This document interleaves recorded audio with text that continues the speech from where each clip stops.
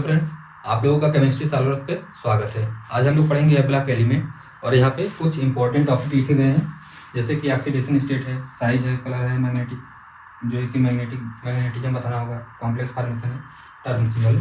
अगर इससे जो है कि क्वेश्चन देखा जाए कितने नंबर का आता है, तो ऑन एन एवरेज अगर बात किया जाए तो 4 से 6 मार्क्स का अपने एग्जाम में देखने को मिल जाएगा।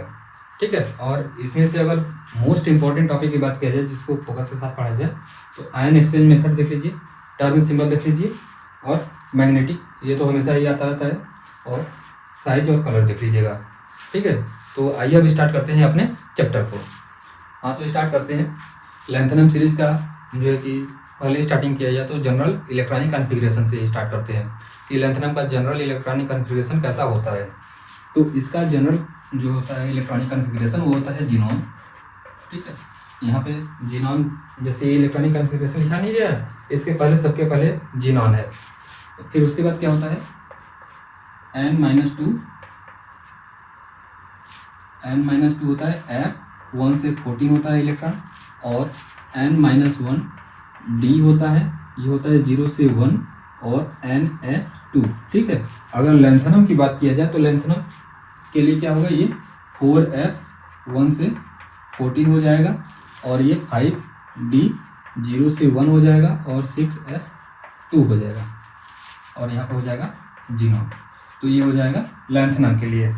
ठीक है। तो लेंथनम का जो जनरल इलेक्ट्रॉनिक कॉन्फ़िगरेशन होता है ये होता है। ठीक है। लेंथनम का इलेक्ट्रॉनिक कॉन्फ़िगरेशन कैसा होगा, अगर क्वेश्चन आ जाए जनरल तो बताना है कि 4f, क्या बताना है, 4f 1 से 14 इलेक्ट्रॉन, फिर 5d 0 से 1 इलेक्ट्रॉन, और 6s2 इलेक्ट्रॉन। ठीक है। तो ये था जनरल इलेक्ट्रॉनिक कॉन्फ़िगरेशन। और यहाँ पे इसी जो है कि इलेक्ट्रॉनिक कॉन्फ़िगरेशन से ये पूरे जो है कि एलिमेंट है, और इसका इलेक्ट्रॉनिक कॉन्फ़िगरेशन ये है मेटालिक फॉर्म में जब 0 ऑक्सीडेशन स्टेट में है, और ये कब का है, जब ये +3 ऑक्सीडेशन स्टेट में है। कब का है, जब +3 ऑक्सीडेशन स्टेट में है। क्यों? क्योंकि यहाँ से ये लेंथनम किस में है, +3 में है। +3 में कब जाएगा, जब कोई जो है कि वो 3 इलेक्ट्रॉन को लूज करेगा तभी तो जाएगा। जैसे सोडियम होता है, सोडियम प्लस में कब जाता है, Na+ में, जब वो एक इलेक्ट्रॉन क्या करता है, लूज करता है, तब हो जाता है Na+ में। तो सेम चीज़ यहाँ पे है कि लेंथनम जो है कि ये जब 3 इलेक्ट्रॉन को लूज कर देगा तो ये हो जाएगा 4f0, क्योंकि यहाँ से 2 इलेक्ट्रॉन जाएगा, यहाँ से 1 इलेक्ट्रॉन जाएगा। तो सेम चीज़ जो है कि सबके साथ किया गया है कि 3 इलेक्ट्रॉन को हटा के फिर उसके बाद यहाँ पे इलेक्ट्रॉनिक कॉन्फ़िगरेशन को लिख दिया गया है। तो दिमाग में ये आना चाहिए कि ये सिर्फ जो है कि +3 मतलब कि 3 ही इलेक्ट्रॉन को क्यों लूज कर रहा है, क्योंकि ये ग्रुप 3 एलिमेंट जो है कि ग्रुप 3 का एलिमेंट है। जैसे होता है फर्स्ट ग्रुप का एलिमेंट, जैसे सोडियम होता है, पोटेशियम होता है, ये क्या करते हैं, सिर्फ एक ही इलेक्ट्रॉन का लूज करते हैं। तो सेम कॉन्सेप्ट यहाँ पे हम लोग को लगाना है। तो ये ग्रुप 3 का जो है कि एलिमेंट है, तो ये क्या काम करेंगे, +3 ऑक्सीडेशन स्टेट शो करेंगे। तो इसका मतलब कि ये 3 इलेक्ट्रॉन को क्या करेंगे, लूज करेंगे। जब ये 3 इलेक्ट्रॉन को लूज करेंगे तो उनका इलेक्ट्रॉनिक कॉन्फ़िगरेशन आ जाएगा। तो इसमें कुछ ऐसे भी होते हैं एलिमेंट जो कि +3 तो शो करेगा ही करेगा, वो +2 भी शो करते हैं। तो वो +2 कौन शो कर सकता है, जिनको जो है कि इलेक्ट्रॉन को लूज करने में, जैसे कि 2 इलेक्ट्रॉन लूज करना पड़ेगा जब वो +2 में जाएगा। तो जब 2 इलेक्ट्रॉन को लूज करेंगे तो वो या तो जो है कि जैसे अपना होता है क्रोमियम, नहीं होता है, क्रोमियम +1 में ऑक्सीडेशन स्टेट शो करता है। क्यों? क्योंकि जब वहाँ से S1 से क्या करते हैं, इलेक्ट्रॉन जाता है तो वो 5d जो कि 3d5 स्ट्रक्चर बनाता है, तो वो क्या होता है, हाफ फील्ड स्टेबल होता है।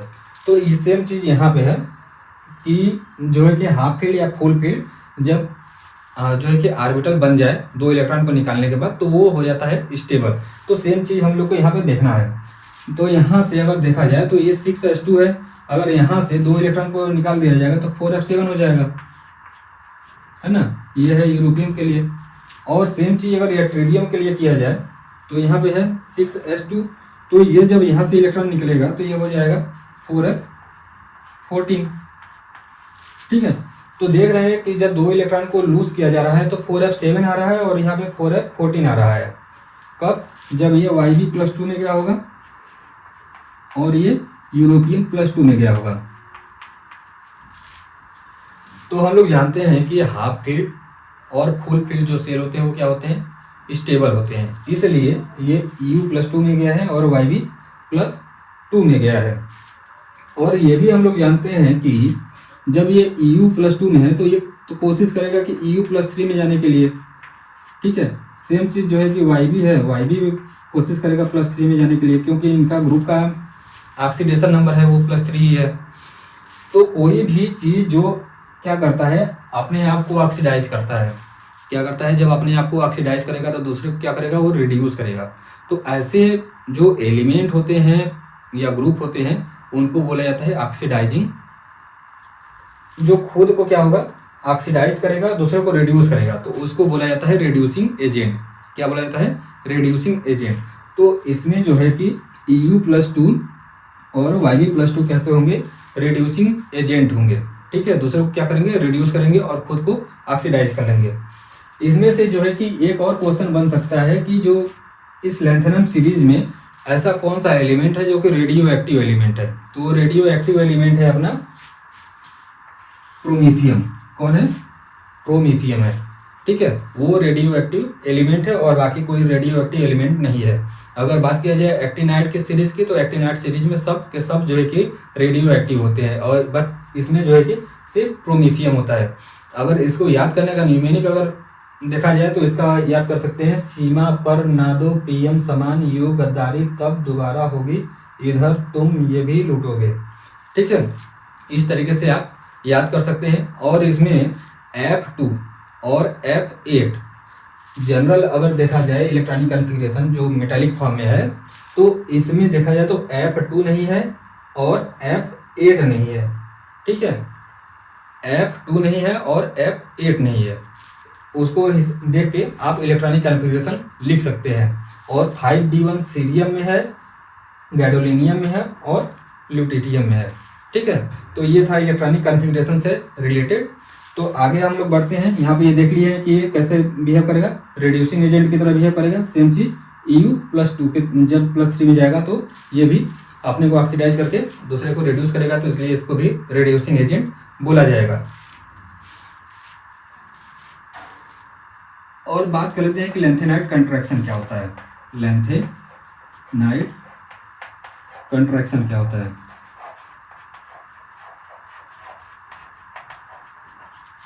हम लोग पढ़ते हैं DD कंट्रैक्शन, तो यहाँ पे है लैंथेनाइड कंट्रैक्शन। लैंथेनाइड कंट्रैक्शन में क्या होता है, हम लोग जानते हैं कि जो पेनिट्रेशन इफेक्ट होता है सबसे ज़्यादा किसका होता है, पेनिट्रेशन इफेक्ट की अगर बात किया जाए तो पेनिट्रेशन इफेक्ट किसका सबसे ज़्यादा होता है, S ऑर्बिटल का होता है, फिर P का होता है, फिर D का होता है, फिर F का होता है। ऐसा इसलिए होता है क्योंकि जो S ऑर्बिटल होता है वो कैसा होता है, स्फेरिकल होता है, और जैसे जैसे इधर जाते जाते हैं ऐसे ऑर्बिटल क्या होते हैं, वो डिफ्यूज होते जाते हैं। क्या होता है, ऑर्बिटल डिफ्यूज होता जाएगा, तो उसमें जो एक इलेक्ट्रॉन का दूसरे इलेक्ट्रॉन पे रिपल्सन लगने वाला होता है वो होता है कम। एक इलेक्ट्रॉन का दूसरे इलेक्ट्रॉन पे जो रिपल्सन होता है, क्योंकि सेम चार्ज है तो रिपल्सन ही लगेगा, तो वो हो जाता है कम। कब, जब हमारा डिफ्यूज ऑर्बिटल होने लगता है। तो जिसके वजह से जो न्यूक्लियस होता है, न्यूक्लियस पे होता है पॉजिटिव चार्ज, क्योंकि इसमें क्या पाया जाता है, न्यूट्रॉन और प्रोटॉन। प्रोटॉन के ऊपर क्या होता है, पॉजिटिव चार्ज होता है। और जो ऑर्बिटल में इलेक्ट्रॉन है इसके ऊपर क्या करेगा, ये लगाएगा अपना अट्रैक्शन फोर्स, क्योंकि ये पॉजिटिव है, यहाँ पे इलेक्ट्रॉन होगा क्या होगा, निगेटिव होगा, ठीक है। तो जब इलेक्ट्रॉन और इलेक्ट्रॉन के बीच में रिपल्सन क्या होगा, कम होगा, तो ये वाला जो इफेक्ट है ये तो डोमिनेट कर जाएगा। डोमिनेट करेगा कि नहीं करेगा, करेगा ही। तो जिसके वजह से क्या होता है, साइज कम हो जाती है। क्या होती है, साइज कम हो जाती है। तो इसी कॉन्सेप्ट को बोला जाता है लैंथेनाइड कंट्रैक्शन, ठीक है। इसका जो है कि एप्लीकेशन ये है कि अगर हम लोग 4D और 5D सीरीज कोई एलिमेंट का रेडियस देखते हैं तो उनका सेम आता है, ठीक है। जैसे कि जर्कोनियम और हाफनियम, जर्कोनियम और हाफनियम का इनका जो है कि रेडियस कैसा आता है, सेम आता है। और बाकी भी एलिमेंट जो 4D और 5D सीरीज के होते हैं जो है कि लगभग में बराबर ही होते हैं, नियरली या इक्वल क्या होंगे, वो बराबर ही होंगे, ठीक है, तो ये जो है कि लेंथेनाइड कंट्रैक्शन का एप्लीकेशन है। जर्कोनियम और हाफनियम क्या होते हैं, इनकी जो रेडियस होता है सेम होता है। अब अगर जो है कि आयोनाइजेशन एनर्जी की बात की जाए, जैसे नॉर्मल हम लोग पीरियोडिक टेबल में पढ़ते हैं, नॉर्मल पीरियोडिक टेबल में पढ़ते हैं आयोनाइजेशन एनर्जी क्या है, इलेक्ट्रोनेगेटिविटी क्या है, रेडियस क्या है, तो सेम सब चीज़ हम लोग को यहाँ पे पढ़ना है। तो पहले देख लेते हैं आयोनाइजेशन एनर्जी। आयोनाइजेशन एनर्जी क्या होगा, लैंथेनम से जब ल्यूटेटियम की तरफ जाएंगे तब क्या होगा, आप लोग बता सकते हैं? आयोनाइजेशन एनर्जी बढ़ेगा कि घटेगा? हम लोग जानते हैं, अभी भी पढ़े हैं लैंथेनाइड कंट्रैक्शन, जैसे जैसे क्या होगा, नंबर ऑफ एफ में क्या होगा, नंबर ऑफ इलेक्ट्रॉन बढ़ता जाएगा, तो इनके बीच में इलेक्ट्रॉन का रिपल्सन तो कम रहेगा, बट जो है कि नंबर ऑफ प्रोटॉन तो न्यूक्लियस में बढ़ ही रहा है। जब बढ़ रहा है तो क्या होगा, साइज कम होता जाएगा। क्या होता जाएगा, साइज कम होता जाएगा। जब क्या होगा, हम लोग साइज की बात कर लेते हैं, साइज में जब लैंथेनम से ल्यूटेटियम की तरफ जाएंगे तो क्या होगा, साइज डिक्रीज करेगा।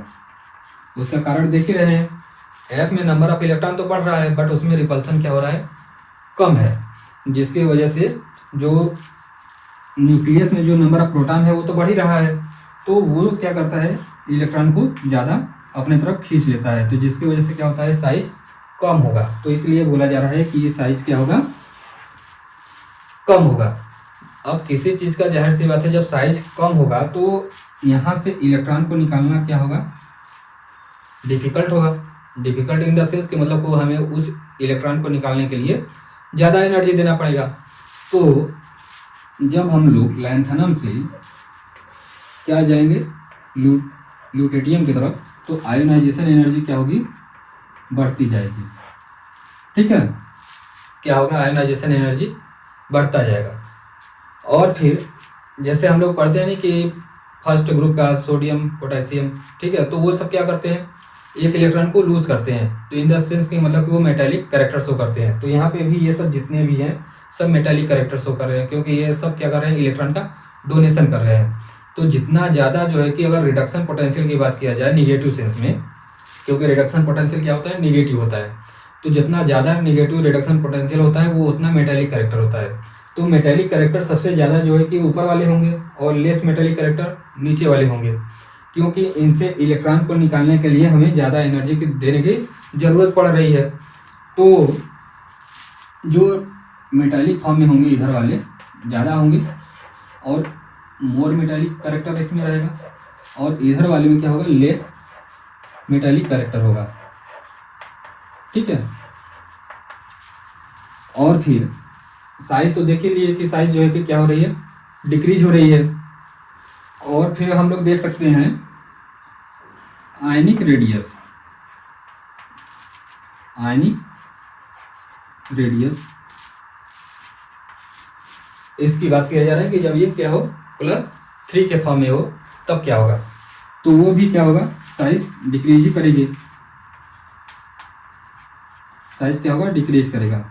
बट जो है कि अगर ये साइज बात किया जाए मेटालिक फॉर्म की, किसकी बात किया जाए, मेटालिक फॉर्म की अगर बात किया जाए, मेटालिक फॉर्म मतलब कि वो इलेक्ट्रॉन को लूज नहीं किया है, इस जीरो ऑक्सीडेशन स्टेट में है, तब में ये देखा गया है कि EU और YB, अभी इसी को ही देखे थे कि EU और YB +2 के फॉर्म में पाया जाता है, और यही यूरोपियम और यट्रिबियम का एबनॉर्मल जो है कि साइज में आता है, कि हम लोग देख रहे हैं कि जो है कि साइज क्या होनी चाहिए, डिक्रीज होनी चाहिए, और साइज जो है कि यहाँ से यहाँ तक डिक्रीज होगा, फिर एकाएक बढ़ जाएगा, फिर यहाँ से यहाँ तक डिक्रीज होगा, फिर इसका एकाएक बढ़ जाएगा। तो उसका कारण क्या है, अगर इसका ग्राफ बना लेते हैं, ये लैंथेनम +3 के लिए है, तो ये नॉर्मल जो है कि डिक्रीज होता जाएगा। और अगर लैंथेनम अगर जीरो ऑक्सीडेशन स्टेट में होगा तो यहाँ से, ठीक है, ये जो पीक है ये है यूरोपियम के लिए और ये है यट्रिबियम के लिए। तो ऐसा क्यों हो रहा है, यूरोपियम और यट्रिबियम का साइज एकाएक बढ़ जा रहा है? तो उसका कारण ये बताया जाता है कि ये body centre cubic unit cell form करता है। ठीक है, एक तो ये है कि EU और YB क्या होते हैं, BCC स्ट्रक्चर फॉर्म करते हैं। और दूसरा ये बताया जाता है कि EU और YB +2 में भी जो है कि जाता है, नहीं 2 इलेक्ट्रॉन को लूज करता है, तो EU और YB किस में जाता है, +2 में जाता है।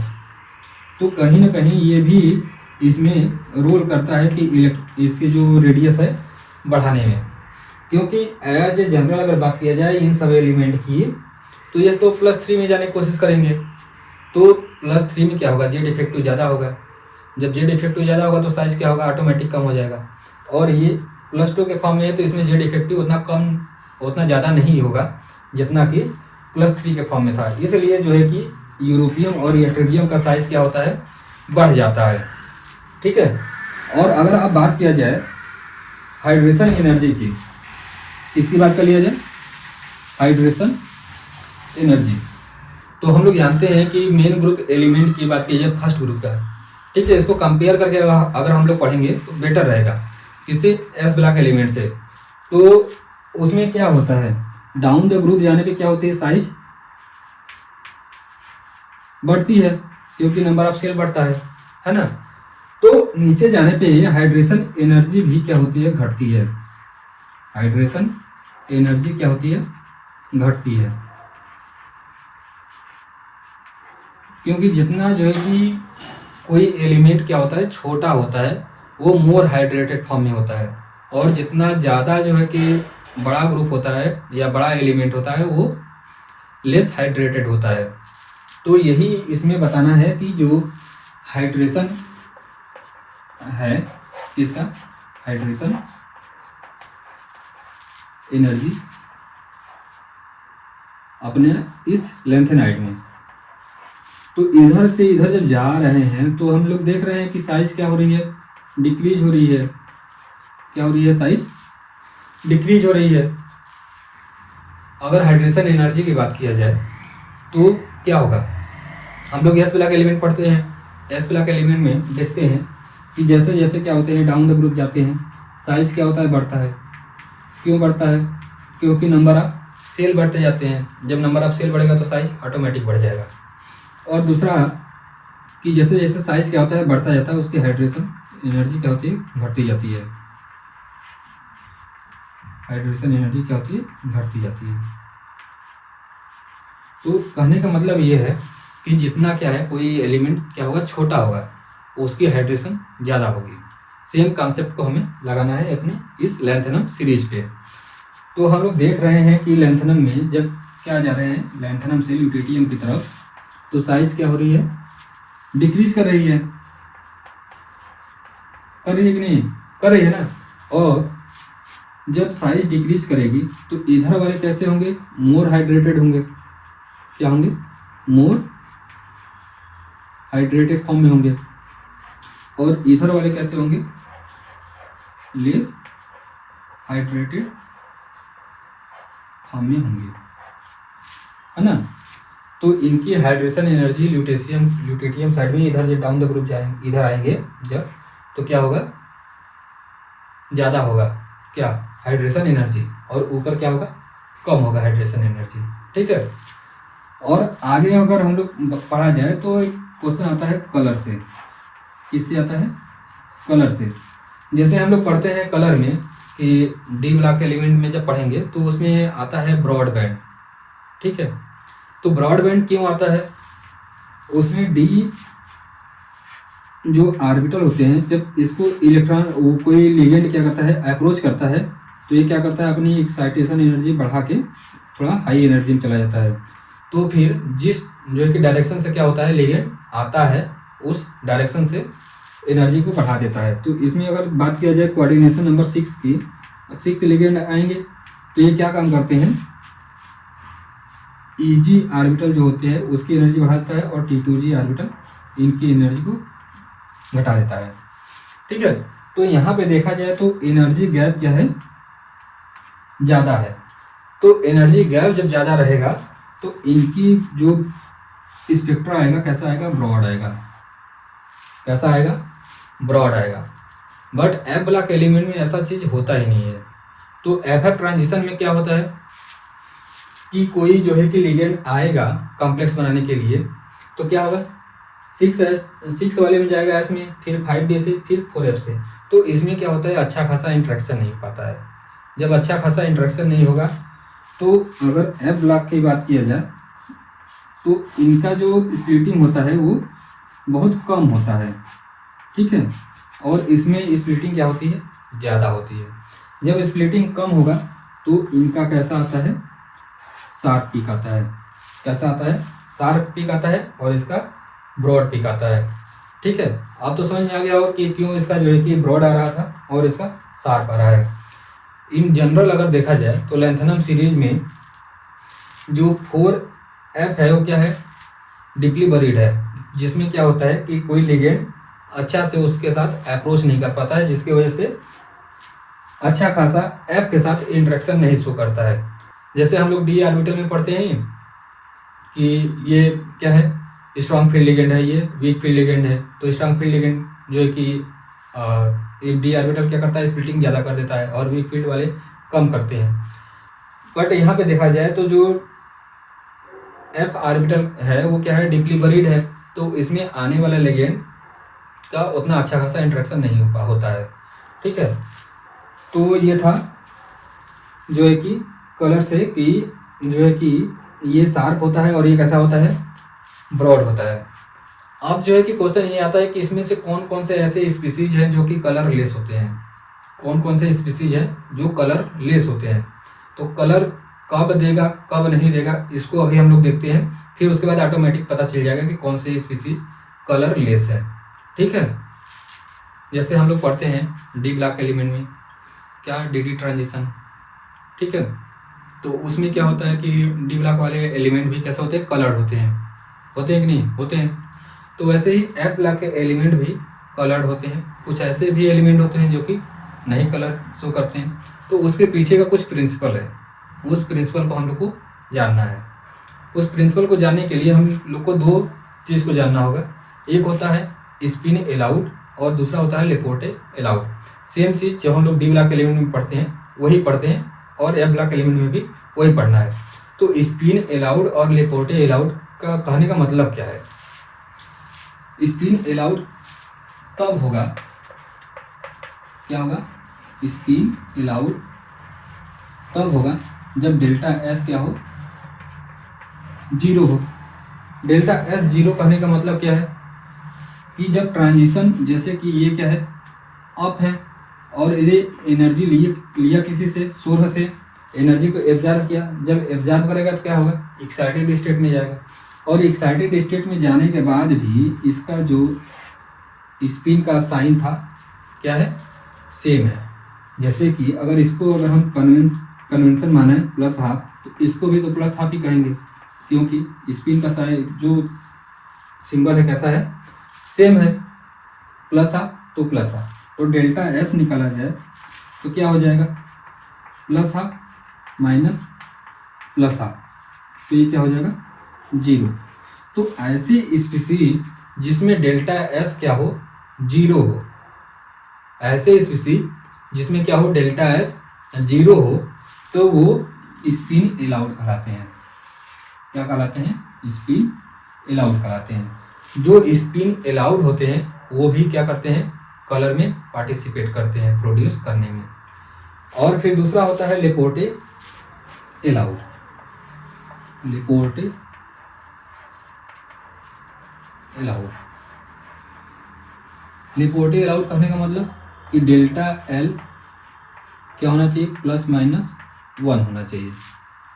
डेल्टा एल क्या होना चाहिए, प्लस माइनस 1 होना चाहिए। जैसे कि एस पी डी एफ, इनके लिए एल की वैल्यू क्या होती है, 0 होती है, ये 1 होता है, ये 2 होता है और ये 3 होता है। ये सब तो बेसिक चीज़ें हैं जो कि हम लोग 11th-12th में पढ़ते हैं। तो अगर डेल्टा एल निकाला जाए जब एस और पी के बीच में ट्रांजिशन हो तो क्या हो जाएगा, ये -1 हो जाएगा। अगर 0 से -1 करेंगे, 0 से -1 तो -1 हो जाएगा। अगर 1 से 0 करेंगे तो +1 हो जाएगा। तो इसका मतलब कि +-1, अगर पी से डी जाए तो इसमें भी +-1 आएगा, और यहाँ पे भी डी से करेंगे तो +-1 आएगा।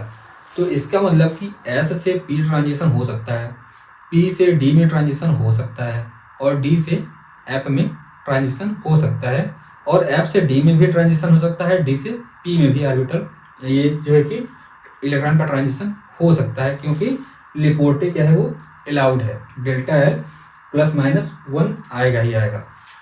अगर जो है कि S से हम D में चले जाएं, तो जब 0 से 2 में जाएंगे तो डेल्टा L जो हो जाएगा वो +2 या -2 आ जाएगा, तो वो लेपोर्टे नॉट अलाउड होगा। तो ऐसे स्पीसीज में ट्रांजिशन क्या होती है, फॉरबिडन होती है। जब ट्रांजिशन ही नहीं होगा तो वो कलर कहाँ से प्रोड्यूस करेगा, नहीं करेगा। हाँ, तो इसीलिए जो लेपोर्टे अलाउड होते हैं वो डेल्टा L +-1 वाले अलाउड होते हैं, और ये +-2 या +-3 या +-4 वाले अलाउड नहीं होते हैं। तो जो कलर में पार्टिसिपेट करते हैं वो +-1 वाले ही होते हैं। और फिर एक होती है पैरिटी, जैसे कि S ऑर्बिटल क्या होता है, जीरेड होता है, P ऑर्बिटल कैसा होता है, अनजीरेड होता है, और D ऑर्बिटल कैसा होता है, जीरेड होता है, F ऑर्बिटल कैसा होता है, अनजीरेड होता है।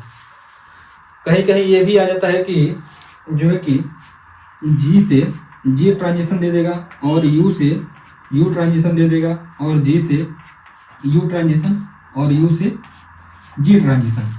पूछ देता है कि इसमें से ऐसा कौन सा जो है कि ये 4 ऑप्शन दिया गया है, पूछ देगा कि इसमें से कौन सा जो है कि ट्रांजिशन पॉसिबल है और कौन सा ट्रांजिशन फॉरबिडन है।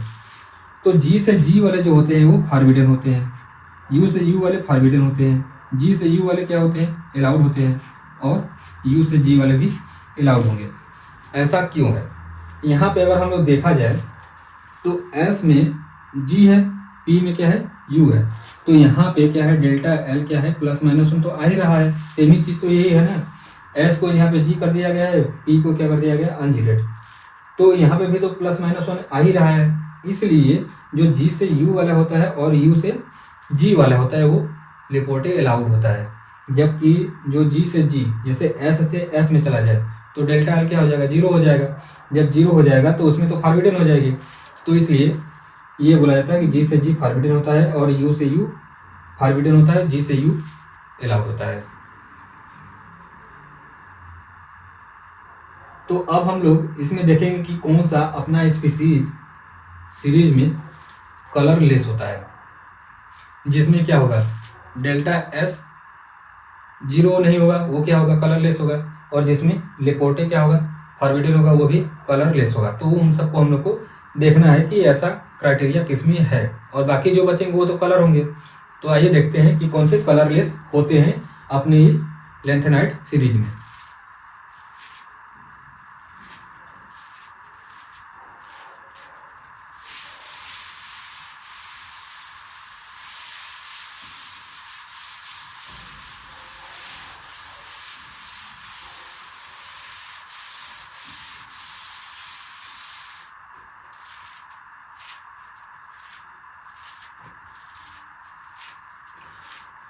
अगर लैंथनम +3 की बात किया जाए, क्या लैंथनम +3 की बात किया जाए, तो जब 3 इलेक्ट्रॉन निकल जाएंगे तो यहाँ पे हम लोग इलेक्ट्रॉनिक कॉन्फ़िगरेशन लिखे ही है ना, तो इसी का यूज़ करना है हम लोग को। तो F0 है, F0 वहाँ पे तो इलेक्ट्रॉन है ही नहीं, तो जाहिर सी बात है उसमें इलेक्ट्रॉन का ट्रांजिशन नहीं होगा, तो लैंथनम क्या हो जाएगा, कलरलेस हो जाएगा। लैंथनम +3 कैसा हो जाएगा, कलरलेस, ठीक है। और सेम चीज़ देखना है, यहाँ पे देखा जाए तो गैडोलिनियम +3 में जब रहेगा तो 4f7 रहेगा। जब 4f7 रहेगा, जैसे कि ये अपना इलेक्ट्रॉन को फिल करते हैं 1 2 3 4 5 6 और 7, मान के चलते हैं कि ये इलेक्ट्रॉन है, क्या किया, कहीं से एनर्जी को लिया, ये जब एनर्जी को लेगा तो कहीं क्या होगा, किसी दूसरे ऑर्बिटल में चला जाएगा। जब ये जाएगा तो जाहिर सी बात है ये अप था तो जाएगा तो डाउन होगा ना, तो स्पिन जो है कि क्या हो रहा है, चेंज हो रहा है। स्पिन चेंज होना नहीं चाहिए, क्या चीज़, स्पिन चेंज नहीं होना चाहिए, बट यहाँ पे क्या हो रहा है, स्पिन चेंज हो रहा है, इसलिए गैडोलिनियम भी क्या हो जाता है, कलरलेस हो जाता है, कलरलेस। कब? ये जब +3 में रहेगा तब। और सेम चीज जो है कि ल्यूटेटियम 4f14 है, पूरा फील्ड है, तो इसमें क्या होता है ल्यूटेटियम +3 भी क्या होता है कलरलेस होता है। तो ये था जो है कि अपने स्पिन, मल्टीप्लिसिटी और लेपोर्टे फॉरबिडेन के हिसाब से कि लैंथेनम है, गैडोलिनियम है और ल्यूटेटियम है, ये 3 कैसे हैं कलरलेस है क्योंकि ये स्पिन नॉट अलाउड है। बट जो है कि सीरियम जब क्या रहेगा +3 में रहेगा तो इसमें क्या होगा 4f1 है और 5d 0 है। तो यहाँ पे देखा जाए तो f से d का ट्रांजिशन पॉसिबल है। इसका मतलब कि लेपोर्टे भी अलाउड है और स्पिन भी अलाउड है। कैसा है? लेपोर्टे भी अलाउड है और स्पिन भी अलाउड है। जब f से d के बीच में ट्रांजिशन होगा तब की बात है। तो इसमें क्या होता है कि इसमें जो स्प्लिटिंग होती है वो क्या होती है थोड़ा ज़्यादा होती है। तो वो एनर्जी कहाँ पे चला जाता है? यूवी रेंज में चला जाता है। हम लोग कलर तो देखते हैं विजिबल रेंज में, यूवी रेंज में तो देखते नहीं हैं। तो यूवी रेंज में क्या हो जाएगा वो हमको कलरलेस दिखेगा। तो इसलिए सीरियम +3 भी क्या होता है वो कलरलेस होता है, कलरलेस होता है। और यट्रिनियम में भी देखा गया है क्या होता है f से d ट्रांजिशन होता है। तो जैसे सेम चीज़ देखे हैं सीरियम में वैसे ही इसमें भी होता है और ये भी कैसा होता है कलरलेस होता है। और बाकी जितने भी स्पीसीज बच रहे हैं वो कैसे होते हैं कलर्ड होते हैं। तो इसमें हम लोग देखे हैं कि कलर्ड स्पीसीज होने के लिए 2 रूल को फॉलो करेंगे, स्पिन अलाउड होना चाहिए और लेपोर्टे अलाउड होना चाहिए। अगर दोनों होंगे तो अच्छे कलर शो करेंगे। अगर कोई एक ही जो है कि इसमें से स्पिन अलाउड हो या लेपोर्टे अलाउड हो तो थोड़ा हल्का कलर होगा। तो अब हम लोग देखते हैं टर्म सिंबल को।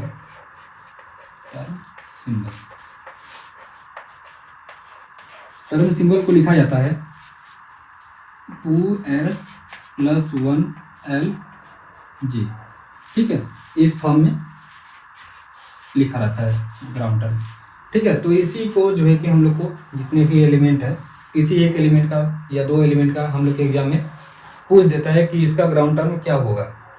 तो यहाँ पे 2s + 1 क्या है और j क्या है, l क्या है, ये सबको देखना है। तो एक एग्जांपल हम लोग ले लेते हैं, कौन सा ले लेते हैं Pr, ठीक है, प्रोमेथियम को ले लेते हैं। Pr जब +3 में रहेगा तो ये क्या रहेगा 4f2 में रहेगा कि नहीं रहेगा? जब +3 में है तो 4f2 में है। अगर इसके इलेक्ट्रॉन की फीलिंग किया जाए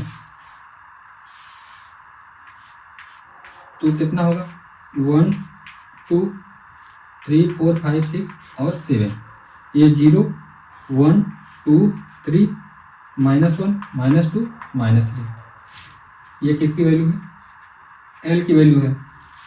तो यहाँ पे स्पिन जो है कि S की वैल्यू कितनी होगी? S की वैल्यू हो जाएगी, इसको स्मॉल s बोला जाएगा +½ और +½ क्योंकि दोनों क्या है अप है तो ये क्या हो जाएगा 1 हो जाएगा। और 2s + 1 जो होता है ये बोला जाता है स्पिन मल्टीप्लिसिटी। क्या बोला जाता है? Spin multiplicity. तो इसको निकाला जाए तो 2 × 1 + 1 करेंगे तो कितना हो जाएगा 3 आ जाएगा, ठीक है। अगर ऐसे भी नहीं करना है तो number of unpaired electron count कर लीजिए, उसमें 1 जोड़ दीजिए। जैसे यहाँ पे 1 1 2 हो गया, इसमें 1 जोड़ देंगे तो 3 हो जाएगा। तो इसका मतलब कि जो 2s + 1 की वैल्यू आ रही है प्रोमेथियम के लिए +3 के लिए वो कितनी आ रही है 3। अब आते हैं L पे। L कितना होगा? देखा जाए तो L की वैल्यू जब 3 है और L की वैल्यू जब 2 है उसमें क्या है इलेक्ट्रॉन है। तो ये क्या होगा 3 में 1 इलेक्ट्रॉन है और 2 में 1 इलेक्ट्रॉन है तो L की वैल्यू हो जाएगी 5। क्या हो जाएगी 5। हम लोग जानते हैं कि S P D F G H I, अगर L की वैल्यू लिखा जाए तो कितना होगा? ये 0 होगा। ये कितना हो जाएगा 1 हो जाएगा। ये 2 3 4 और 5, हमें 5 चाहिए। तो इसके यहाँ पे जो ये लिखा गया है यहाँ पे लिखना पड़ेगा। तो ये हो जाएगा 3h। ठीक है, अब आता है कि जे कैसे होगा। तो जे निकालने के लिए होता है कि एक क्राइटेरिया होता है L-1 और एक क्राइटेरिया होता है L+S। तो अब ये L-S कब लगेगा और कब L+S लगेगा? जब ये क्या होता है कि half field less than half field होता है तब हम लगाते हैं L-S, और जब क्या होता है मोर देन हाफ फील्ड तो उसके लिए लगाते हैं L+S। तो हमारे गिवन एग्जाम्पल में ये क्या है, लेस देन हाफ फील्ड है, तो इसका मतलब कि लगाना पड़ेगा L-S। तो अब ये क्वेश्चन ये आता है कि ये जो S लगेगा कौन सा S लगेगा, ये वाला S लगेगा कि ये वाला S लगेगा? तो लगेगा ये वाला S। ठीक है, स्पिन मल्टीप्लिसिटी नहीं लगेगा। तो L देखे हैं कितना है, 5 था, और S कितना हुआ है, 1 हुआ है, तो ये हो जाएगा 3H4। किसके लिए? PR3+ के लिए, ग्राउंड टर्म सिंबल। ठीक है, ग्राउंड टर्म सिंबल अगर प्रोमेथियम +3 के लिए निकालना हो तो क्या हो जाएगा, 3H4 हो जाएगा। ये था लेस देन हाफ फील्ड का। एक एग्जांपल ले लेते हैं मोर देन हाफ फील्ड का। वो एग्जांपल कौन सा ले सकते हैं, कोई भी ले सकते हैं गैडोलिनियम के बाद का।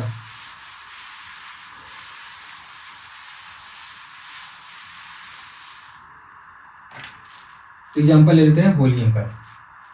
ठीक है, वॉल्यूम +3 में है। जब वॉल्यूम +3 में है तो कितना है, F है 10। कितना, F10 है। तो F10 को भरते हैं।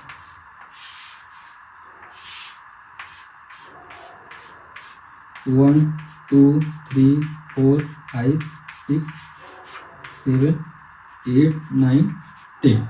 ठीक है, जैसे वहाँ पे किए थे 0 +1 +2 +3 और यहाँ -1 -2 -3।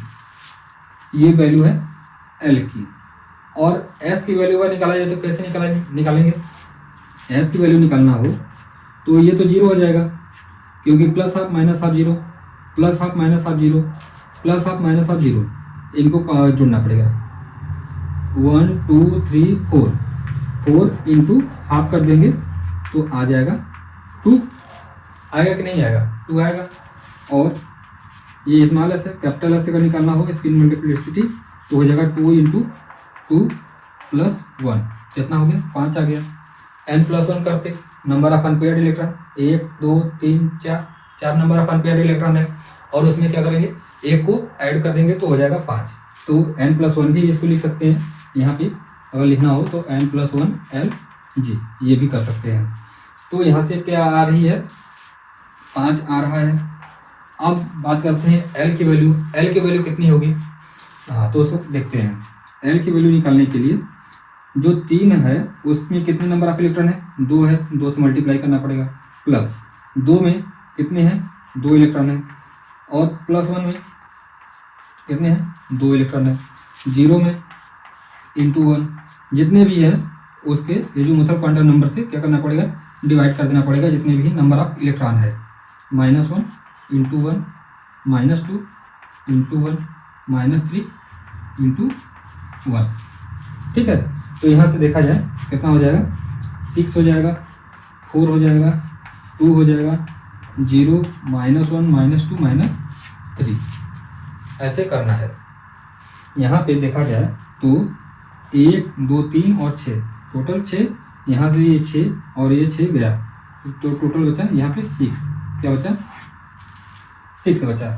तो 6 के लिए क्या होगा, अभी हम लोग देखे थे H के लिए था 5, H के लिए था 5 ना, जैसे कि S P D F G H I 0 1 2 3 4 5 6।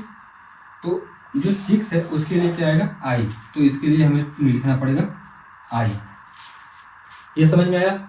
अब आगे बढ़ते हैं। J की वैल्यू निकालना है, तो ये क्या है, मोर देन हाफ फील्ड है, तो इसके लिए J की वैल्यू निकालना पड़ेगा L+S। L की वैल्यू है 6 और प्लस S की वैल्यू है 2, तो ये कितना हो जाएगा, 8, तो ये हो जाएगा 8। ठीक है, तो ये टर्म सिंबल है अपने लेंथेनाइट सीरीज का कैसे निकाला जाता है, और बाकी का आप लोग निकाल लीजिएगा। ये एग्जाम्पल आपको बताएं कि कैसे निकाला जाता है। तो अब हम लोग पढ़ते हैं मैग्नेटिक मोमेंट कैसे निकाला जाएगा। मैग्नेटिक मोमेंट,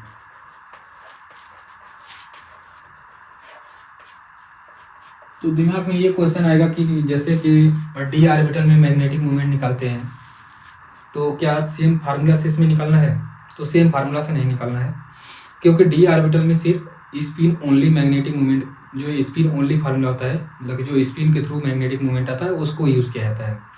बट इसमें क्या होता है, स्पिन का और ऑर्बिटल का क्या होता है, कपलिंग होता है, तो जिसकी वजह से इसमें क्या होता है, अलग फार्मूला यूज़ किया जाता है। तो वो फार्मूला कौन सा है देख लेते हैं। तो इसमें होता है mu is equal to g J under root J into J plus one होता है, ठीक है। तो अब ये जी जे क्या है, इसको बोला जाता है बॉर्न-लैंडे फैक्टर। तो जी जे कैसे निकाला जाता है ये देख लेते हैं। जी जे के लिए फार्मूला है 1 plus S into S plus one minus L into L plus one और प्लस जे into J plus one divided में 2j प्लस वन होता है, 2j into J plus one,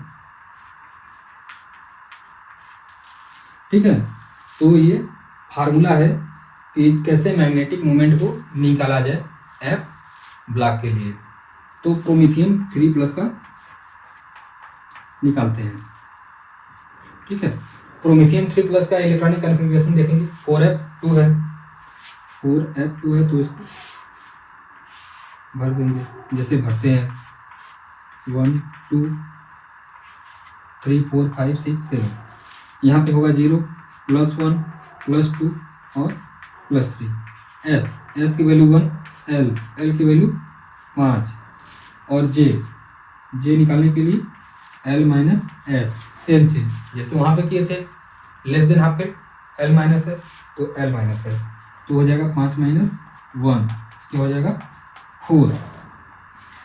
इस वैल्यू को पुट करना है इसमें और कुछ नहीं करना है। जी जे की वैल्यू यहाँ पे पुट करेंगे 1 + 1 हो जाएगा। L की जगह पे पुट करेंगे 5 की वैल्यू -5 और 5 + 1 और J की वैल्यू देखे हैं कितना है, 4 है, तो +4 × 4 + 1, ठीक है। और डिवाइड कर देंगे 2 × 4 + 1। इसको चालू करेंगे कितना होगा, यहाँ 2 हो जाएगा, 1 + 2 और यहाँ पे करेंगे तो 5 और 6 हो जाएगा 30, ठीक है। और इसको करेंगे तो 20 हो जाएगा। नीचे करेंगे 8 8 5 40, 20 2 22 -30, -8 हो जाएगा। 1 - 8 डिवाइडेड 40, ये कट जाएगा, 1/5 हो जाएगा, 1/5। तो ये 1 - 1/5 कितना हो जाएगा, 5 - 1/5 हो जाएगा, ये 4/5 है ना, 4/5 हो जाएगा। तो इसमें हम लोग को बस यहाँ पुट करना है वैल्यू 4/5 और जे की वैल्यू देखे हैं कितना था, 4 था, और यहाँ पे 4 × 4 + 1 करेंगे तो ये हो जाएगा 4/5 × 4 × 5 20, ठीक है। तो इसको सॉल्व करेंगे तो हमें मैग्नेटिक मोमेंट प्रोमीथियम +3 के लिए निकल जाएगा। ये था लेस देन हाफ फील्ड का। मोर देन हाफ फील्ड के लिए जस्ट यहाँ पे क्या करना पड़ेगा, L + S रखना पड़ेगा जब J की वैल्यू को निकालना होगा। जब ये J की वैल्यू निकालना होगा तो उसके लिए क्या करना पड़ेगा, L + S करना पड़ेगा जब गैडोलीनियम के बाद का निकाला जाएगा या गैडोलीनियम का निकाला जाएगा तब ये, ठीक है। तो ये था मैग्नेटिक मोमेंट से रिलेटेड। और जब हम लोग मैग्नेटिक मोमेंट निकालते हैं तो समेरियम और यूरोपियम का जब कैलकुलेटेड जो मैग्नेटिक मोमेंट होता है वो कम होता है as compare to experimental value से। ठीक है, तो इसको एक्सेप्शन के तौर पे आप इसको याद कर लीजिएगा कि समेरियम और यूरोपियम, कौन, समेरियम और यूरोपियम क्या होता है, इनका जो कैलकुलेटेड मैग्नेटिक मोमेंट होता है वो कम आता है, और जब इसको एक्सपेरिमेंटल दिखाया जाता है तो क्या होता है, ज़्यादा होता है। और लैंथेनाइड में सबसे ज़्यादा जो मैग्नेटिक मोमेंट होता है कौन सा स्पीसीज होता है, अगर उसको पूछ दिया जाए तो कौन है, DY और HO, ये अप्रॉक्सीमेटली 10 से एभव ही होता है। ठीक है, 10। ठीक, तो देखे हैं कि अभी हम लोग की मैग्नेटिक मोमेंट कैसे निकाला जाता है। मैग्नेटिक मोमेंट के लिए निकालने के लिए फार्मूला है GJ इंटू √J+1 है। अब इसमें जो है कि J तो निकाल लेंगे, अब GJ कैसे निकाला जाए, तो GJ निकालने के लिए है 1 + S into S+1 minus L into L+1 plus J into J+1 divide कर देंगे 2J इंटू J+1 से, तो JJ की वैल्यू निकल जाएगी। इस JJ वैल्यू को यहाँ पे हमें रखना है, तो हमें जो है कि मैग्नेटिक मोमेंट निकल जाएगा। और इसमें देखे हैं कि जो समेरियम है और यूरोपियम है, इनका जो अपने इस फार्मूले से कैलकुलेट करेंगे वो मैग्नेटिक मोमेंट कम आएगा as compare to experimental data. ठीक है, और दूसरा कि जो DY है और HO है, इनका मैग्नेटिक मोमेंट सबसे ज़्यादा होता है इस लैंथेनम सीरीज में। अब हम लोग एक नए कॉन्सेप्ट पढ़ेंगे जिसको बोला जाता है पार्टीशन कोफिशिएंट। ये पार्टीशन कोफिशिएंट क्या करता है, इससे हम लोग क्या क्या बता सकते हैं, ये सब जो कि पार्टीशन कोफिशिएंट से रिलेटेड प्रॉब्लम है। किसी भी एलिमेंट का जितना ज़्यादा पार्टीशन कोफिशिएंट है, फिर से सुनिएगा कि किसी भी स्पीसीज का जितना ज़्यादा पार्टीशन कोफिशिएंट वो उतना ज़्यादा क्या होगा, सॉल्युबल होगा। ठीक है, किसी भी स्पीसीज का क्या होगा, जितना ज़्यादा पार्टीशन कोफिशिएंट होगा वो स्पीसीज उतना ही क्या होगी, सॉल्युबल होगी। तो अब हम लोग को ये देखना है कि पार्टीशन कोफिशिएंट ज़्यादा होगी तो वो स्पीसीज सॉल्युबल होगा। तो पहले तो ये पता होना चाहिए कि पार्टीशन कोफिशिएंट किसका ज़्यादा होगा, उसको कौन कौन से फैक्टर अफेक्ट करते हैं। ठीक, तो इसके लिए क्या होता है कि जैसे हम लोग क्या करते हैं, लैंथेनम से ल्यूटेटियम की तरफ जाएंगे, क्या होगा, साइज क्या होगा, डिक्रीज करेगा। तो साइज क्या होता है, जब डिक्रीज करता है तो पार्टीशन कोफिशिएंट क्या होता है, बढ़ता है। क्या होता है, बढ़ता है। पार्टीशन कोफिशिएंट क्या होगा, बढ़ेगा। तो इसका यूज कहाँ पे है पार्टीशन कोफिशिएंट का, जब हम लोग सॉल्वेंट एक्सट्रैक्शन मेथड पढ़ेंगे तब हमें ज़रूरत पड़ेगा कि ये पार्टीशन कोफिशिएंट कितने काम का चीज़ है। तो अभी हम लोग देख रहे हैं कि जैसे क्या हो रहा है, साइज डिक्रीज हो रही है तो पार्टीशन कोफिशिएंट इंक्रीज कर रहा है। अब साइज क्यों डिक्रीज करती है, ये तो पता ही है कि जेड इफेक्टिव क्या होता है, बढ़ता है। ठीक, और क्या होता है, आयोनाइजेशन एनर्जी क्या होती है, बढ़ती है।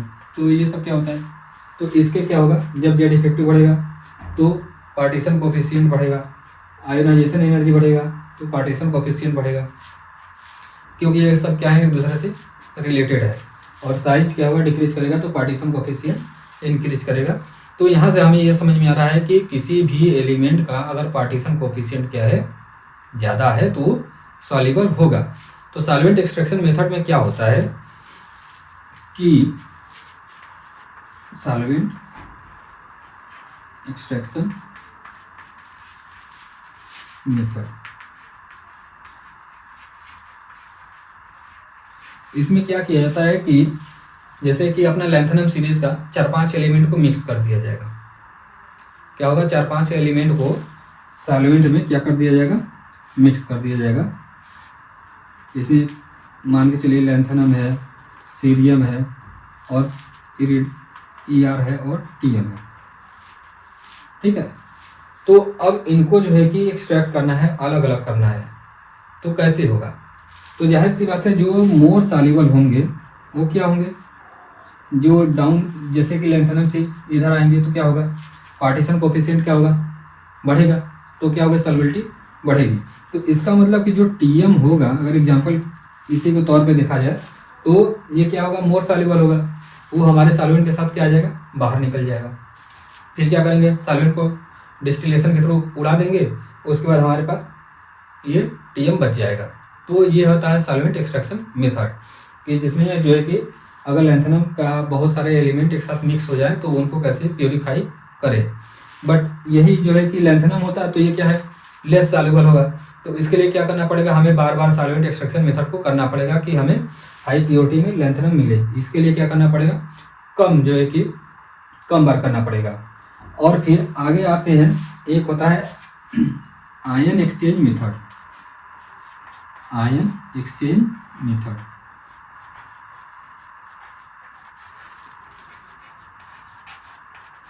इसमें क्या किया जाता है कि एक रेजिन होता है, रेजिन का कॉलम होता है।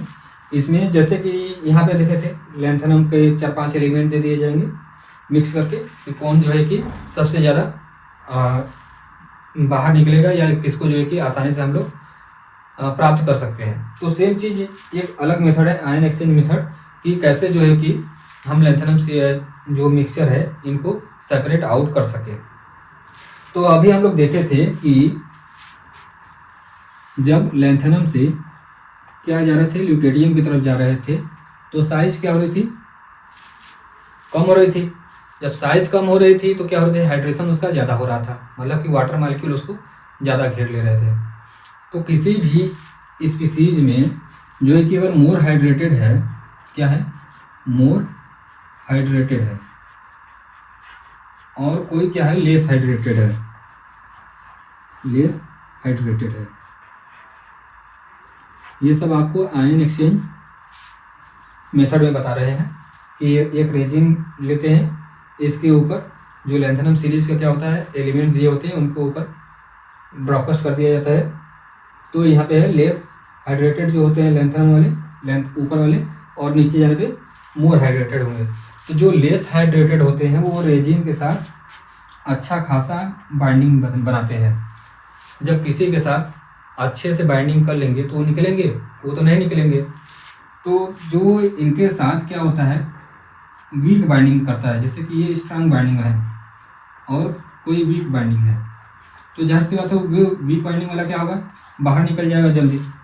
तो वीक बाइंडिंग कौन करता है, जो कि मोर हाइड्रेटेड होता है। कौन होता है, मोर हाइड्रेटेड।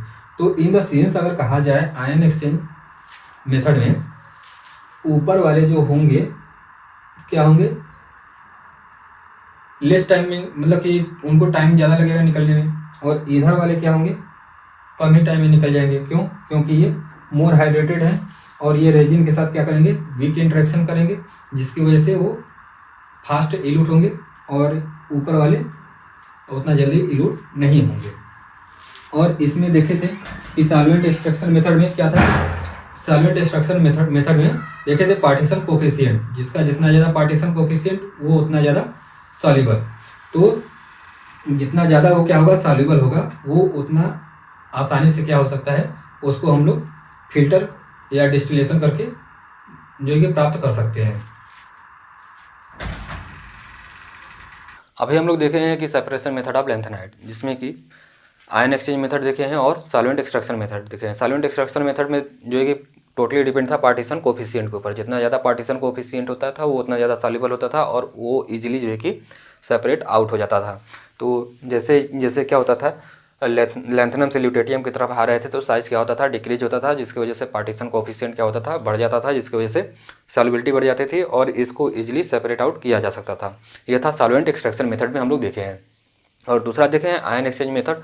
आयन एक्सचेंज मेथड जो है कि ये हाइड्रेशन के ऊपर डिपेंड करता था। जितना ज़्यादा हाइड्रेशन वो उतना आसानी से इल्यूट हो जाएगा। तो ऊपर क्या था, साइज़ ज़्यादा था, नीचे साइज़ कम है। तो जितना जो है कि साइज़ क्या होता है, कम होता है, वो उतना आसानी से क्या होता है, इल्यूट हो जाता है ना। तो डाउन द मतलब कि लैंथेनम से ल्यूटेरियम की तरफ आएंगे तो क्या होगा, साइज़ कम होगा, तो और ये मोर हाइड्रेटेड फॉर्म में होंगे और ये आसानी से इल्यूट हो जाएंगे। तो अब हम लोग देखेंगे कि complex formation tendency of lanthanum.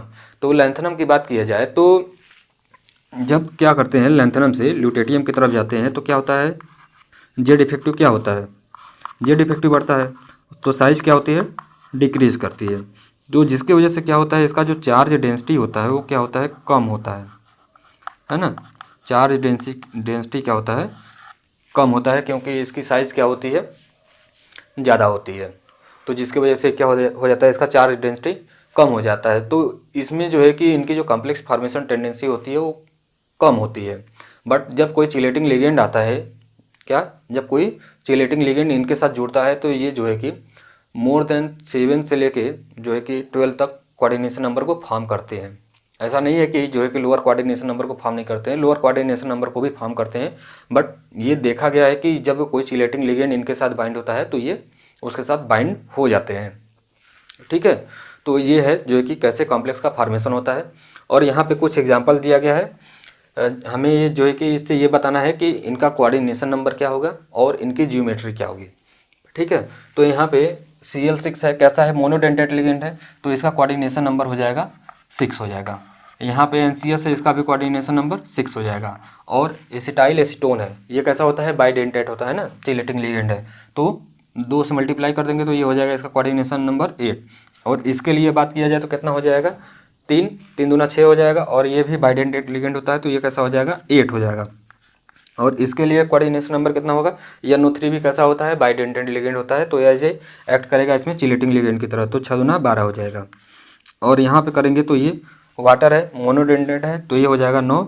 और इसके लिए बात किया जाए तो 4 दूना 8, ये हो जाएगा 10।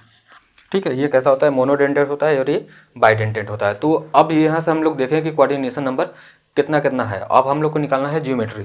जब कोऑर्डिनेशन नंबर क्या होता है, 6 होता है, तो उसकी ज्योमेट्री एक होती है ऑक्टाहेड्रल। ठीक है, और इसमें क्या होता है, जब NCS जुड़ता है तो उसमें देखा गया है कि इनकी ज्योमेट्री होती है मोनोकैब्ड ट्राइगोनल प्रिज्मेटिक,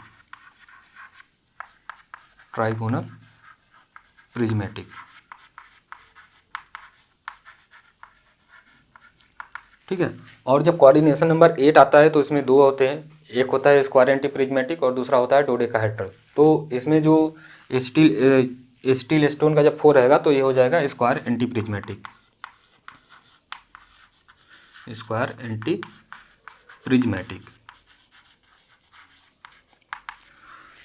और जब स्टील एसीटोन का यहाँ पे 3 है और फिनेंथ्रोलिन आ जाता है, मतलब कि एक स्टील एसीटोन यहाँ से हट के फिनेंथ्रोलिन आ जाएगा, तो ये हो जाएगा डोडेकाहेड्रल ज्योमेट्री फॉर्म करेगा, डोडेकाहेड्रल। ठीक है, और कोऑर्डिनेशन नंबर 12, जब आप लोग बोरान में पढ़ते होंगे तो बोरान कैसा होता था, आइकोसाहेड्रल होता था। तो ऐसे ही ये भी क्या होता है, ये आइकोसाहेड्रल होता है, आइकोसाहेड्रल। और जब ये 9 होता है तो ये होता है ट्राइकैप्ड ट्राइगोनल प्रिज्मेटिक। इसमें था मोनोकैप्ड ट्राइगोनल प्रिज्मेटिक, ये कैसा हो जाता है, ट्राइकैप्ड ट्राइगोनल प्रिज्मेटिक।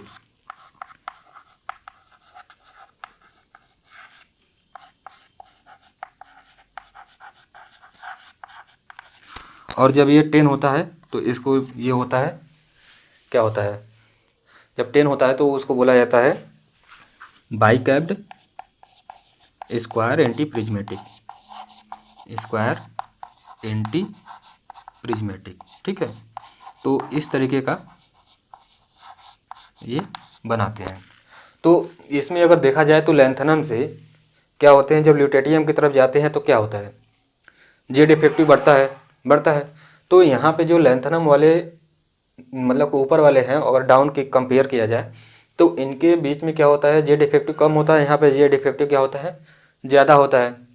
तो यहाँ पे जो कॉम्प्लेक्स फॉर्म होंगे, यहाँ पे ऊपर वाले में और नीचे वाले में जो कॉम्प्लेक्स फॉर्म होंगे, तो ऊपर वाले की बात किया जा रहा है, तो इसमें जो कॉम्प्लेक्स का फॉर्मेशन होगा और लैंथनम से, तो इसमें वीक इंटरेक्शन होता है क्योंकि इनका जेड इफेक्टिव कम होता है। और यहाँ पे क्या होता है, जेड इफेक्टिव ज़्यादा होता है, तो यहाँ पे क्या होता है, स्ट्रांग इंटरेक्शन होता है। ठीक है, और जो है कि कॉम्प्लेक्स फॉर्मेशन में जो है कि जैसे हम लोग डी ब्लॉक में पढ़ते थे कि जैसे जैसे क्या होता है, चार्ज बढ़ता जाता है, तो वैसे क्या होता है, स्प्लिटिंग जो है कि बढ़ती जाती है डी ब्लॉक की, और वो जो है कि स्ट्रांग फील्ड लिगेंड की तरह काम करता है कोई भी लिगेंड। तो वैसे ही सेम चीज़ यहाँ पे भी है कि जितना ज़्यादा जो है कि आयनिक चार्ज होगा वो उतना अच्छा जो है कि कॉम्प्लेक्स फॉर्म करेगा। जैसे कि एक एग्जांपल ले लेते हैं कि m अगर कोई +4 में है और m कोई +3 में है और m कोई +2 में है, तो जो कॉम्प्लेक्स फॉर्मेशन टेंडेंसी होगी +4 की ज़्यादा होगी, +3 से फिर +2 की होगी। और लिगेंड की बात कर लिया जाए, ये तो मेटल की बात थी, अगर अब लिगेंड की बात कर लिया जाए तो लिगेंड के जो है कि स्ट्रांग फील्ड और वीक फील्ड लिगेंड पे काम नहीं करता है, ये सिर्फ काम करता है इलेक्ट्रोनेगेटिविटी पे। तो इलेक्ट्रोनेगेटिव जिसका ज़्यादा होता है उसके ऊपर काम करता है, जैसे फ्लोरीन का हो गया, फिर NO3 का हो गया, ठीक है, फिर क्या हो जाएगा, मान लीजिए OH हो गया, ठीक है। तो इस तरीके से काम करता है। तो ये था जो है कि कॉम्प्लेक्स फार्मेशन टेंडेंसी से कि कैसे कॉम्प्लेक्स फार्मेशन करता है लैंथेनाइट सीरीज। अब जो है कि एक चीज़ बच जाता है लुमिनिसेंस। लुमिनिसेंस क्या होता है इसको देखना है हम लोग को, और फिर इसके पीछे का थोड़ा कॉन्सेप्ट देखेंगे।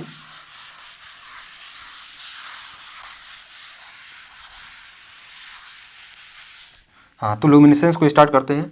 तो लुमिनिसेंस क्या होता है, लुमिनिसेंस, ठीक है। तो क्या होता है कि F ऑर्बिटल में क्या होते हैं, नंबर ऑफ माइक्रोस्टेट बहुत ज़्यादा होते हैं। माइक्रोस्टेट निकालने का फार्मूला होता है, अगर माइक्रोस्टेट निकालना हो तो माइक्रोस्टेट निकालने के लिए फार्मूला होता है कि n factorial r factorial n minus r का फैक्टोरियल होता है, ठीक है। तो n क्या होता है, जितना भी F ऑर्बिटल में टोटल इलेक्ट्रॉन आ सकता है उसका है। तो F में टोटल इलेक्ट्रॉन कितना आ सकता है, 14 आ सकता है, इसका फैक्टोरियल कर देंगे। और किस एलिमेंट का पूछा गया है, जैसे कि मान लेते हैं हम, किसका मान लेते हैं कि समैरियम का है या यूरोपियम का है, किसी एक का मान लेते हैं, यूरोपियम का मान लेते हैं। तो यूरोपियम अगर +3 में रहेगा तो इसमें जो है कि अगर हम देख रहे हैं तो कैसा है, 6 है। तो यहाँ पे क्या हो जाएगा, 6 इलेक्ट्रॉन है तो 6 का फैक्टोरियल कर देंगे और 14 माइनस 6 का फैक्टोरियल कर देंगे।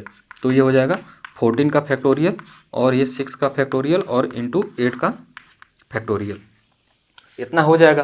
तो इससे जो है कि माइक्रोस्टेट निकलता है। माइक्रोस्टेट क्या होता है कि जैसे कि एक होता है ग्राउंड स्टेट और उसके बाद क्या होता है कि कुछ हायर एक्साइटेड एनर्जी होती है, ठीक है। तो जैसे कि 0 F है, F0 है, ये F1 है, ये F2 है, मतलब कि सेम ही जो है कि ऑर्बिटल रहता है, बस उसमें क्या होता है इलेक्ट्रॉन का ओरिएंटेशन अलग अलग होता है, जिसकी वजह से क्या होती है एनर्जी थोड़ा ज़्यादा हो जाती है।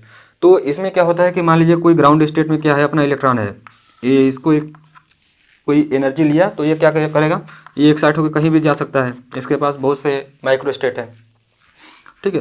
तो ये क्या काम करेगा, जब जाहिर सी बात है एक्साइटेड स्टेट में गया है, जब ये ग्राउंड कोशिश तो करेगा ना ग्राउंड स्टेट में जाने की, अपने आप को स्टेबलाइज करने की।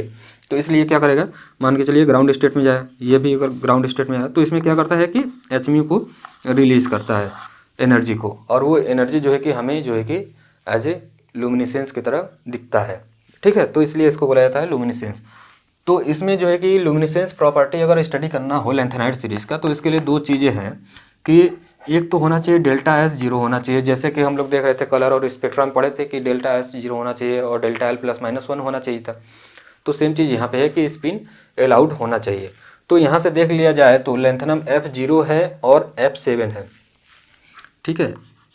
गैडोलिनियम हो गया, लैंथेनम हो गया और ल्यूटेटियम हो गया। ये F0, F7 और F14 क्या होता है ना, स्पिन नॉट अलाउड होता है, क्योंकि इसमें तो इलेक्ट्रॉन है ही नहीं, तो इलेक्ट्रॉन का ट्रांजिशन होगा नहीं। अगर गैडोलिनियम में इलेक्ट्रॉन का ट्रांजिशन हुआ तो स्पिन चेंज हो जाएगा, तो जब स्पिन चेंज तो जाहिर सी बात है कि ΔS नॉट इक्वल टू 0 हो जाएगा। और ल्यूटेटियम में क्या है, कम्प्लीटली फील्ड है, इसमें भी इलेक्ट्रॉन का ट्रांजिशन होने की पॉसिबिलिटी नहीं है। तो इसलिए जो F0 होते हैं और F7 होता है और F14 होता है, ये कैसे होते हैं, ये लुमिनिसेंस प्रॉपर्टी को शो नहीं करते हैं, लुमिनिसेंस प्रॉपर्टी को शो नहीं करते हैं। क्यों, देख लिए हैं, क्योंकि ΔS क्या है, 0 है, नॉट इक्वल टू 0, क्योंकि स्पिन क्या हो रहा है, चेंज हो जा रहा है। तो एक और क्वेश्चन इसमें आता है कि इसमें से कौन सा जो है कि स्ट्रांग एमिशन शो करेगा। फिर से सुन लीजिएगा कि इसमें से कौन सा जो है कि एलिमेंट है ब्लॉक एलिमेंट के लैंथेनाइट सीरीज में कि स्ट्रांग एमिशन शो करेगा। तो इसमें दो एलिमेंट ऐसे हैं जो कि स्ट्रांग एमिशन शो करते हैं। ऐसा कारण है कि उसमें नंबर ऑफ अनपेयर्ड इलेक्ट्रॉन क्या होता है, ज़्यादा होता है। नंबर ऑफ अनपेयर्ड इलेक्ट्रॉन ज़्यादा होगा। जब नंबर ऑफ अनपेयर्ड इलेक्ट्रॉन क्या होता है, ज़्यादा होता है, तो उसके माइक्रो स्टेट क्या होंगे, ज़्यादा आएंगे। जब माइक्रो स्टेट ज़्यादा आएंगे तो क्या होगा, यहाँ तो एक इलेक्ट्रॉन तो एग्जाम्पल के लिए बताया गया है, ऐसे यहाँ पे है तो यहाँ पे तो बहुत सारे इलेक्ट्रॉन है। तो क्या करेंगे, इलेक्ट्रॉन जब इलेक्ट्रॉन एनर्जी को क्या करेगा, एब्जॉर्ब करेगा, तो एक्साइटेड स्टेट में जाएगा। जब वो एक्साइटेड स्टेट में जाएगा तो क्या होगा, फिर जब वो ग्राउंड स्टेट में आएगा तो उतना ही जो है कि हमें इंटेंस जो है कि ल्यूमिनेसेंस देखने को मिलेगा। तो इसलिए बोला जा रहा है कि जितना ज़्यादा नंबर ऑफ अनपेयर्ड इलेक्ट्रॉन होता है उतने नंबर ऑफ ज़्यादा माइक्रो स्टेट होते हैं और वो उतने जो है कि एनर्जी को क्या करते हैं, एब्जॉर्ब करके एक्साइटेड में जाते हैं, फिर एक्साइटेड से ग्राउंड स्टेट में आते हैं। तो यहाँ पे यूरोपियम का और टर्बियम का, यूरोपियम और टर्बियम, ये दो ऐसे एग्जाम्पल हैं जो स्ट्रांग इमिशन शो करते हैं। टर्बियम क्योंकि डेल्टा एस ये 0 है, ये क्राइटेरिया को फॉलो कर रहा है, और यूरोपियम और टर्बियम का जो नंबर ऑफ माइक्रो स्टेट है वो क्या है, ज़्यादा है, जिसकी वजह से ये स्ट्रांग इमिशन शो करते हैं। अगर बात कर लिया जाए लेंथेनाइट सीरीज़ के एप्लीकेशन की, तो लेंथेनाइट सीरीज़ का एप्लीकेशन क्या है, ये मिस मेटल बनाने में यूज़ किया जाता है। MRI में गैडोलिनियम का यूज़ किया जाता है, ये तो देखे थे बायो इनऑर्गेनिक में, है ना। और इसमें अगर सीरियम क्या होता है, सीरियम ये +4 में पाया जाता है, क्योंकि अगर यहाँ से दो से इलेक्ट्रॉन, यहाँ से 2 भी इलेक्ट्रॉन है और ये 2 इलेक्ट्रॉन को क्या कर दिया जाए, रिमूव कर दिया जाए, तो +4 में जा सकता है। जब ये +4 से ये +3 में आने की कोशिश करेगा, क्योंकि +3 तो स्टेबल ऑक्सीडेशन स्टेट है इस ग्रुप का, +4 से +3 में आने की कोशिश करेगा। जैसे यूरोपियम का देखे थे, ये क्या था, +2 से +3 में आने की कोशिश किया था, तो क्या किया था, अपने आप को इसमें अपने आप को क्या किया था, ऑक्सीडाइज किया था, दूसरे को रिड्यूस किया था, इसलिए वो रिड्यूसिंग एजेंट हुआ था। तो इसमें सीरियम क्या होता है, +4 से जब +3 आता है तो अपने आप को रिड्यूस कर रहा है, तो इसका मतलब कि ये दूसरे को ऑक्सीडाइज कर रहा होगा, है ना। तो इसलिए इसको बोला जाता है ऑक्सीडाइजिंग एजेंट, ठीक है। तो अभी हम लोग देखे थे लेंथेनाइट का जो है कि एटॉमिक नंबर कहाँ से कहाँ तक होता है, 57 से 71, है ना। तो इसको बोला जाएगा लेंथेनाइट सीरीज। अगर जो है कि 89 से 103 हो जाएगा, 89 से 103 हो जाएगा, तो इसको बोला जाएगा एक्टिनाइट। इसको लेंथेनाइट, इसको एक्टिनाइट, ठीक है। लेंथेनाइट कहाँ से, 57 से 71 तक, और जो है कि 89 से 103 एक्टिनाइट, ये हुआ। और दोनों जो है कि ग्रुप नंबर 3 में पाए जाते हैं। ग्रुप अगर पूछ दिया जाए तो कौन से में होते हैं, ग्रुप नंबर 3 में होते हैं। तो इसका मतलब कि इनका जो ग्रुप का स्टेबल ऑक्सीडेशन स्टेट होगा वो तो +3 ही होगा, ठीक है। ग्रुप का स्टेबल ऑक्सीडेशन स्टेट कौन सा होगा, +3 होगा।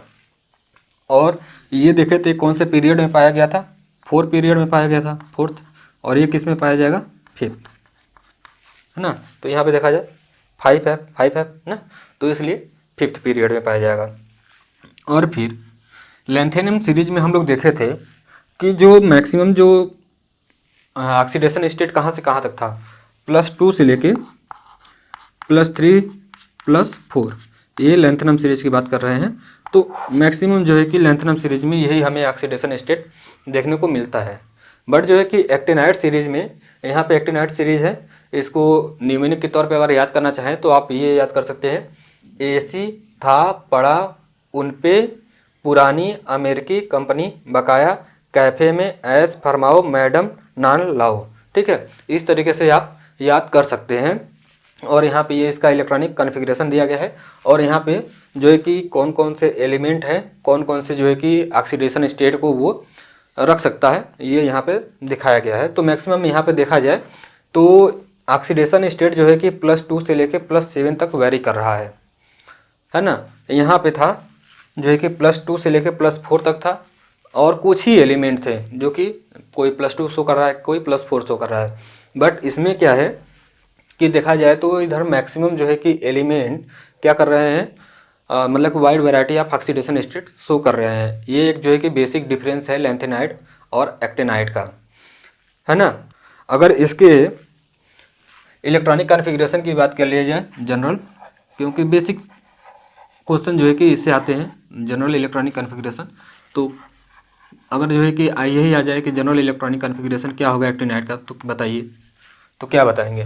तो हम लोग देखे थे लेंथेनाइट सीरीज़ के लिए था N-2 था, F 1 से 14 था, और 5 नहीं, मतलब कि N-1 D ये था, 0 से लेके 1 था, और NS2 था। ये लेंथेनाइट सीरीज़ के लिए था। एक्टिनाइट सीरीज़ के लिए क्या होता है, एक्टिनाइट सीरीज़ के लिए होता है N-2 F जो होता है, यहाँ पे देखा जाए तो 0 से लेके कहाँ तक है, 14 तक है ना। तो इसको लिखा जाता है 0 से लेके 14, और N-1 D यहाँ पे देखा जाए तो कहाँ से कहाँ तक है, D 1 है, 2 है, और इधर नहीं है, तो इसका मतलब कि 0 है। तो इसका मतलब कि 0 से लेके 2 तक वेरी कर रहा है। और NS2, ठीक है, ये जो है कि एक्टिनाइड सीरीज के लिए है। किसके लिए है? एक्टिनाइड सीरीज के लिए। और ये था लेंथेनाइड सीरीज के लिए। ठीक है, तो यहाँ पे जब लेंथेनाइड सीरीज के लिए लिखते थे तो यहाँ पे लिखते थे जीनॉन, फिर जीनॉन के बाद आता था लेंथेनम, फिर उसके बाद स्टार्ट हो जाता था। तो इसको लिखा जाता था 4F 1 से 14, और ये होता था 5D 0 से 1, और फिर ये 4 6S2। ठीक, इस टाइप का होता था।